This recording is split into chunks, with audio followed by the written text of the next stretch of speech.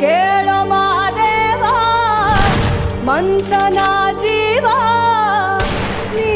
ನುಡಿಸಿ ಆಡಕ ಢಮರು ಆಗ್ಯಾವ